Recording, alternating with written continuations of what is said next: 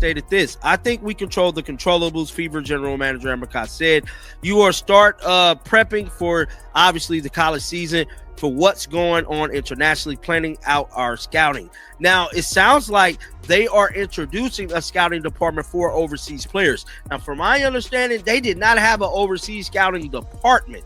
Now, both domestically and internationally, we are talking to all players, doing exit interviews, obviously focus on developmental plans finding out what their needs are and how we can support them. So really, just focus on what we can control, and as things roll out, we'll be ready to go. The biggest thing planned. Get ready, because the Indiana Fever just sent shockwaves through the entire WNBA.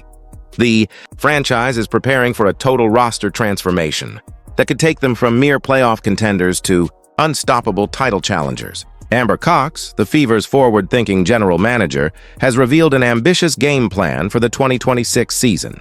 And honestly, some of these strategies are absolutely eye-popping. We're talking international scouting, blockbuster superstar acquisitions, and a blueprint that could either solidify or completely redefine the Caitlin Clark era. But here's the kicker: time is running out.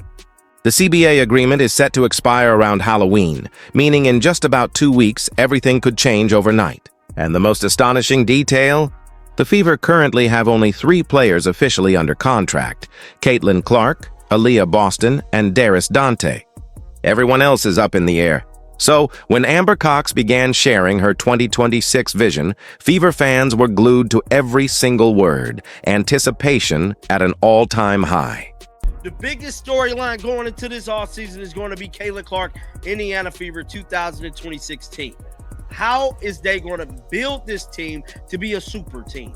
I told y'all, I'm sick of playing. We need to damn near solidify us a championship. We need to be up there with the likes of the Las Vegas Aces, the New York Liberty. We need superstars on this team. I'm tired of mediocre role players. We need to build around our 4 core pieces we already got and surround them. Control what's in your hands. That's the mantra Wnba Cox is living by, and honestly, it might be the smartest approach amid all the current WNBA chaos. But let's break down what she's actually unveiling, because this is where things get truly exciting. For the first time in franchise history, the Indiana Fever are launching a full-scale international scouting program. If you're thinking, wait, they didn't have that before? You're not mistaken. It's wild that a team built around generational talent didn't previously scout overseas.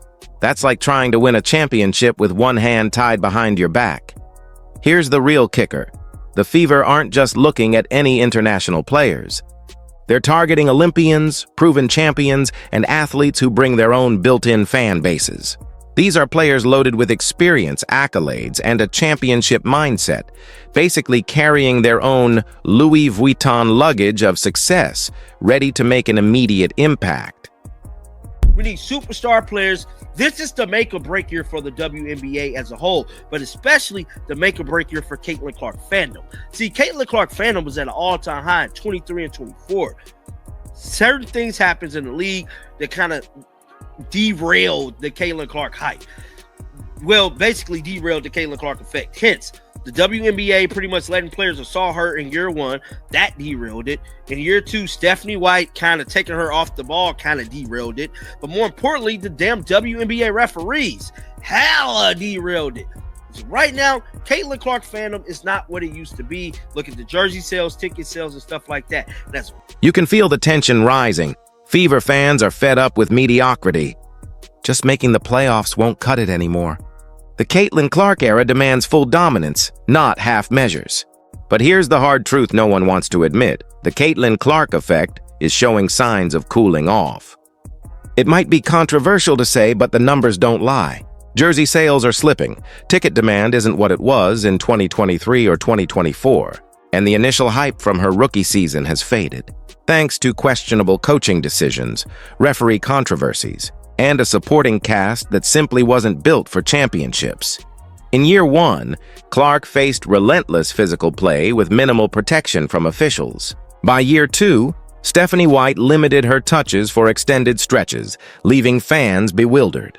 Now, as the Fever approach what could be a pivotal make-or-break season for the entire Caitlin Clark phenomenon, The front office understands exactly what's on the line, and they're not taking any chances. 4 years, which are super max salaries. So core is like what they did with Kelsey Mitchell last year. I'm pretty sure they're going to core her again. Say core years, which are super max salaries in exchange for exclusive negotiation rights. Could go away entirely, prioritizing which gives the WNBA priority over the league stat side and overseas alike.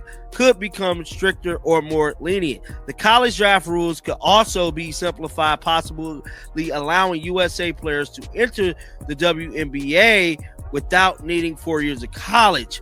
So they could essentially try out for the team.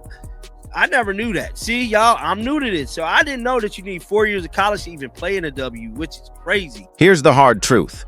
The Indiana Fever need to act quickly and make decisive moves. One massive hurdle looms ahead, the 2026 expansion draft. Not one, but two new WNBA teams are joining the league, the Portland Fire and the Toronto Tempo. Think back to the Golden State Valkyries expansion draft. Remember Tempak Benley? The Fever lost her, and she went on to shine in Golden State. That mistake still haunts the franchise. They didn't protect the right players and paid a heavy price. Now, the Fever face the daunting challenge of navigating two expansion drafts while simultaneously trying to build a super team. The strategy required is incredibly complex. Only a limited number of players can be protected, meaning some crucial pieces could be claimed by other teams. That's why the Kelsey Mitchell situation has never been more critical. Locking her in could make or break the team's championship aspirations. To nearly solidify them winning a championship. I'm tired of this debating back and forth. Players this, players that, players missing shots, missing. I don't want none of that. I want Olympians, superstar players, and more importantly, experience. Now, we seen last year, they brought experienced players in like Wnba Bonner, Natasha Howard. Natasha Howard showed up at times. Wnba Bonner was just completely out of the fight. Nigga got so bad, Stephanie White had to bench her, essentially why she quit the team. Now, with that being said, we need to get some overseas players. Did you hear that? The core designation might disappear entirely. For anyone unfamiliar, this is what the Fever used on Kelsey Mitchell last season, a sort of franchise tag that locks a player in with a supermax salary. If this rule vanishes, Mitchell instantly becomes an unrestricted free agent, free to sign with New York, Las Vegas, or any team offering a real championship shot. And honestly, could you blame her? She stayed loyal to Indiana through tough seasons and has earned the right to control her own future. Here's where it gets truly interesting. Both Mitchell and Lexi Hall have publicly expressed their desire to return to Indiana.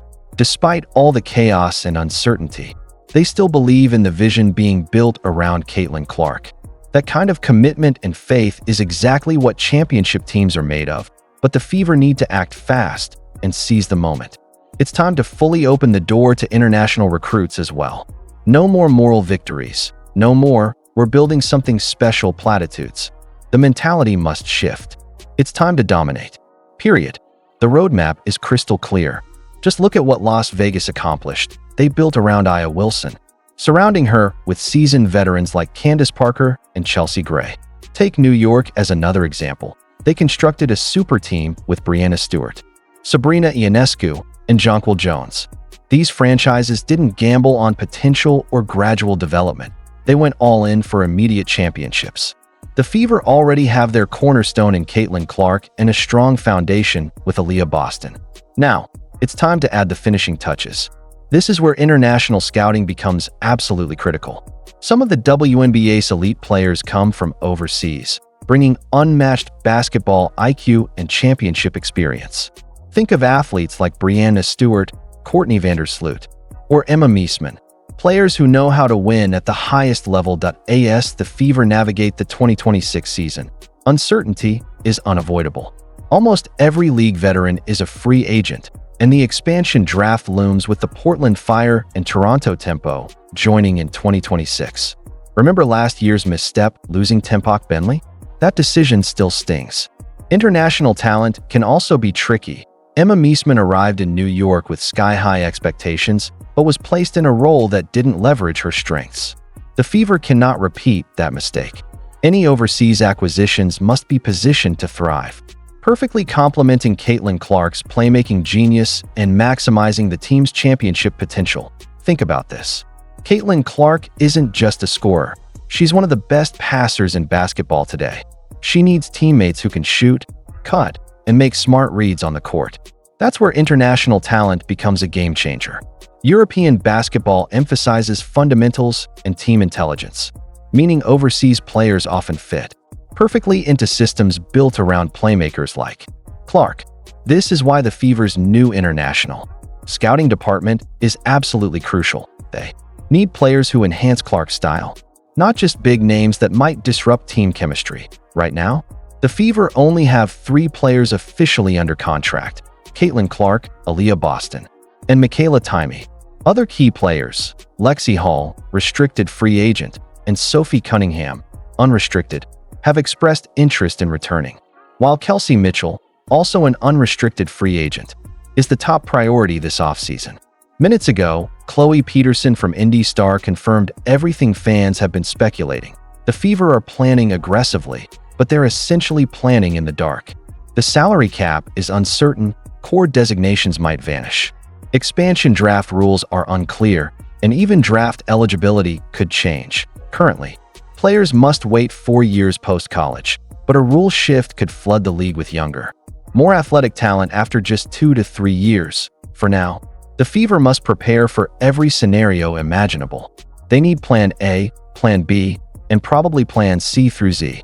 The margin for error is razor thin, and the window to build a championship roster is closing fast. The Fever can only control what's in their hands. As Stephanie White wisely put it, obsessing over the what-ifs and potential scenarios only leads to exhaustion. Right now, it's about staying grounded and focusing on the present moment. Chloe Peterson also pointed out that the Fever could be planning to add international players to their roster, which would be a major strategic move. At the core, the foundation remains the same. 3 players under contract: Caitlin Clark, Aaliyah Boston, and Dyrus Dantas. Everything else has to be built around them. Lexi Hall, a restricted free agent, is good news for Indiana. Her tremendous growth last season makes her a perfect 3 and D wing next to Clark. Sophie Cunningham, though unrestricted, has expressed her desire to return, and the Fever should absolutely make that happen. Cunningham brings toughness, veteran leadership, and reliable shooting, the type of player every championship caliber rotation needs. But the true crown jewel of free agency is Kelsey Mitchell. Amber Cox didn't hesitate. Mitchell is the team's #1 priority, and for good reason.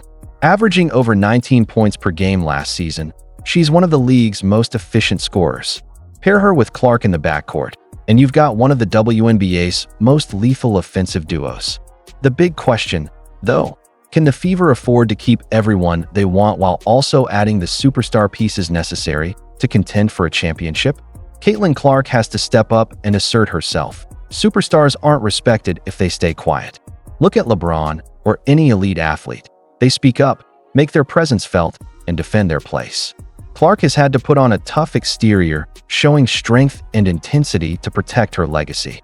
As content creators and fans, there's only so much we can do. The rest falls on her shoulders. This could be the defining year for the Caitlin Clark effect. Already, we're seeing signs. Viewership is slipping, merchandise sales are down, and overall interest has waned. Can it be fixed? Absolutely, but it will require bold moves from the Fever front office. Stephanie White said it best: "Don't get consumed by the what-ifs." Easier said than done, of course, but that mindset is exactly what's needed when building something exceptional. Paralysis by uncertainty is the enemy. Decisions must be made with the information at hand and adjusted as circumstances evolve. That's what separates good GMs from legendary ones.